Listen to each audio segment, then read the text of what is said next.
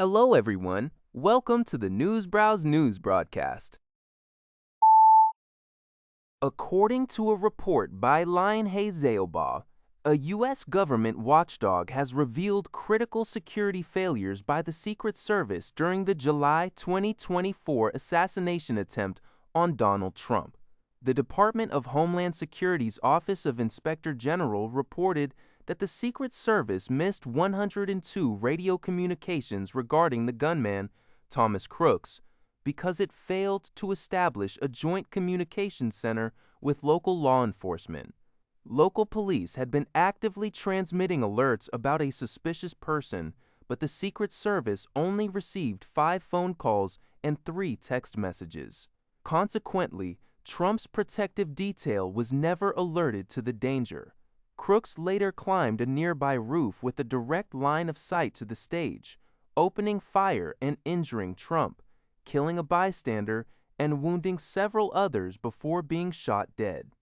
The report also revealed that Crooks had flown a drone over the rally site hours earlier undetected. The Secret Service anti-drone system was inoperable because it was manned by an undertrained operator who had not tested the system beforehand.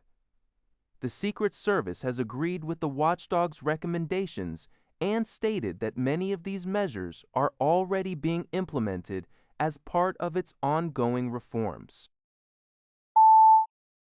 According to China2Parg.en, China's Ministry of Commerce has expressed readiness to collaborate with the United States to foster favorable conditions for two-way agricultural trade.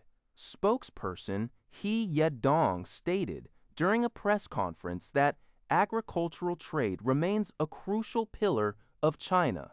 DEE XLE 1890 handle to trade from the work, solder fag, agricultural trade, and have agreed in principle to incorporate relevant agricultural products into a reciprocal tariff reduction framework.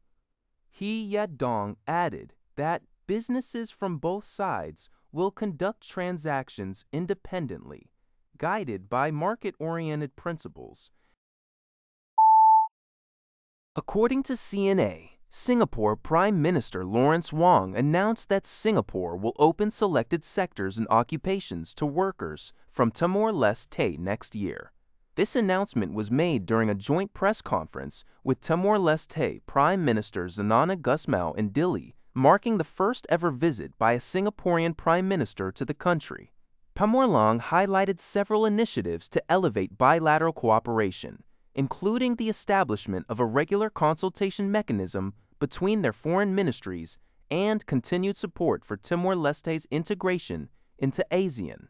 Singapore will also assist Timor-Leste as it prepares to host the ASEAN Summit during its chairmanship in 2029 through an expanded capability-building package.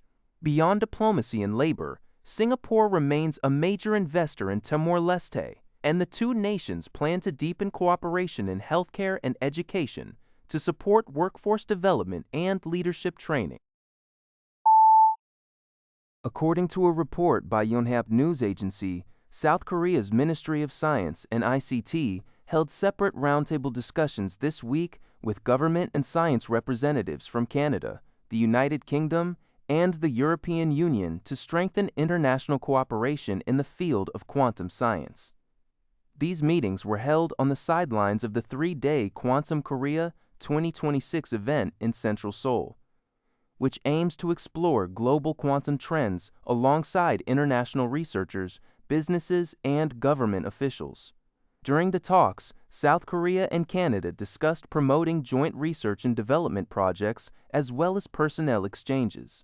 With the UK, discussions centered on expanding collaboration in the commercialization, verification, and standardization of quantum computing technology. Meanwhile, South Korea and the EU discussed concrete steps to follow up on a previous agreement reached during President Lee Jae-myung's European visit, focusing on expanding joint research and expert exchanges in future industries. The South Korean Science Ministry emphasized that the government will continue to actively support domestic researchers and enterprises to create new growth engines in the global market.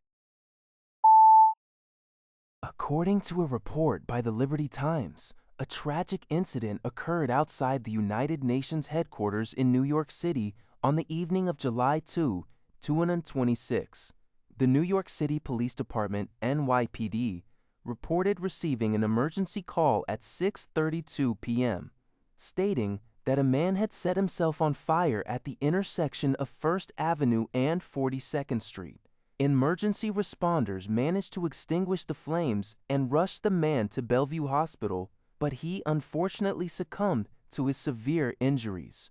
While the NYPD has not yet released the man's identity or official motive, an ongoing investigation is underway.